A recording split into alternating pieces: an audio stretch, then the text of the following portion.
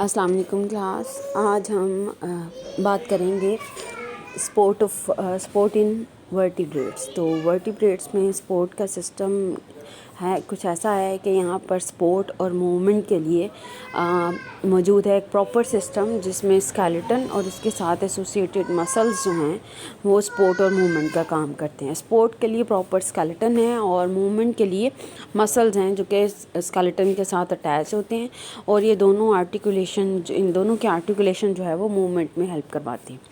तो सबसे पहले हम जो है फ़िशेस के स्केलेटन की बात करेंगे। तो फ़िश के हवाले से एक पर्टिकुलर बात हमारे जहन में होनी चाहिए जब हम उसके स्केलेटन की बात करते हैं, that as such fish don't need any kind of sport because it is already present in a medium that is very sportive like water जो है उसने contain किया हुआ है, उसने sport provide की हुई है fish को।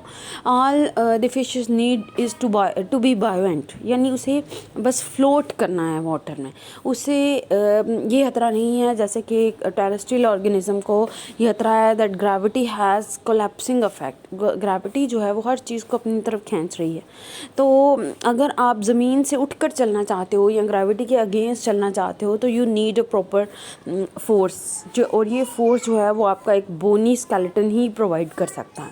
लेकिन fish can afford to have no skeleton और even a cartilaginous skeleton will be enough for them to provide buoyancy. Even a cartilaginous skeleton will be more helpful for the fish because it will not increase its body weight because the increase in body weight is not very you can say in sport of the fish because it has to float in water.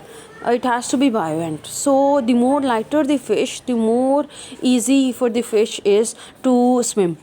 तो इसलिए जो fish हैं उनमें buoyancy तभी आती है जब इनका बॉडी वेट जो है वो रिलेटिवली कम हो। तो एक कार्टिलेजिनियस स्केलेटन जो है वो ज़्यादा इनके लिए हेल्पफुल है। That's why the primitive fishes जैसे हैग फिश हैं, तो हैग फिश में तो एज सच कोई स्केलेटन मौजूद नहीं है, बल्कि एक नोटोकॉर्ड लाइक स्ट्रक्चर ही जो है इनको स्पोर्ट प्रोवाइड करा है, बॉडी की फॉर्म मेंटेन करा है। लेकिन बाकी जो कार्टिलेजिनियस फिशेस हैं जिन्हें कॉन्ट्रैक्ट थाइस कहा जाता है, जिनमें शार्क्स स्केट्स वगैरह आ जाते हैं, तो इनमें जो है वो प्रॉपर एंडोस्केलेटन मौजूद है और इनमें एक एक्सियल स्केलेटन है क्योंकि वो बॉडी की लॉन्गिट्यूडनल एक्सिस पर मौजूद होता है, और इसमें नोटोकॉर्ड होती है, रिब्स होती हैं और कुछ कार्टिलेजिनियस प्लेट्स जो हैं वो मौजूद होती हैं। कुछ फिशेस में ये प्लेट्स जो हैं वो कार्टिलेजिनियस होती हैं, कहीं पर जो है ये बोनी नेचर की होती हैं।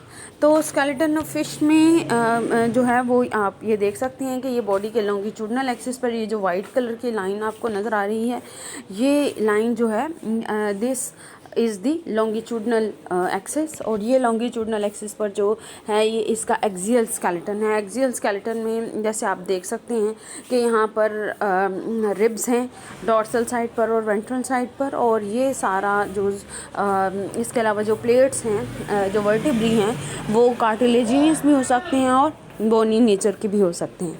तो ये इस तरह से फिश में जो एक्सोस्केलेटन है वो मौजूद होता है, एंडोस्केलेटन है वो मौजूद होता है। देन फ़िश के बाद हम बात करेंगे टेट्रापोड की।